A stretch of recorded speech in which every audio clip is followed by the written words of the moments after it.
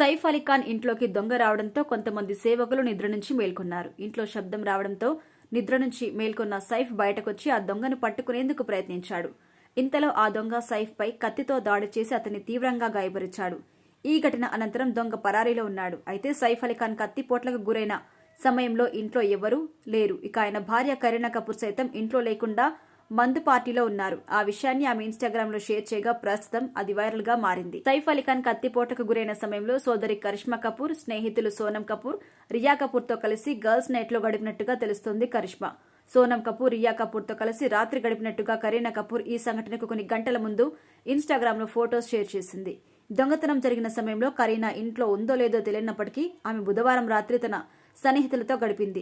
ముంబై పోలీసులు తెలిపిన వివరాల ప్రకారం గురువారం తెల్లవారుజామున 4 గంటల ప్రాంతంలో చోరీకి ప్రయత్నించారు. ప్రస్తుతం నిందితుడి కోసం గాలిస్తున్నామన్నారు. ఈ సమయంలో ముంబై పోలీసులు క్రైమ్ బ్రాంచ్ బృందం సైఫ్ అలీ ఖాన్ నివాసంలో సీసీటీవీ ఫుటేజ్ పరిశీలిస్తున్నారు. పోలీసులు ఒక ప్రకటనలో నటుడు సైఫ్ అలీ ఖాన్ నివాసంలోకి గుర్తు తెలియని వ్యక్తి చొరబడ్డారు. నటుడికి అక్రమార్కులకు గొడవ జరిగింది. నటుడు గాయపడి చికిత్స పొందుతున్నారు. దర్యాప్తు జరుగుతోంది. సైఫ్ సేవకుడు దొంగను పట్టుకోవడానికి ప్రయత్నించాడు అని, ఆ గొడవ సమయంలో సైఫ్ మేల్కొన్నాడు. దొంగతో జరిగిన గొడవలో నటుడు గాయపడ్డారు. ఇక చాలాసార్లు కత్తిపోట్లకు గురయ్యాడు.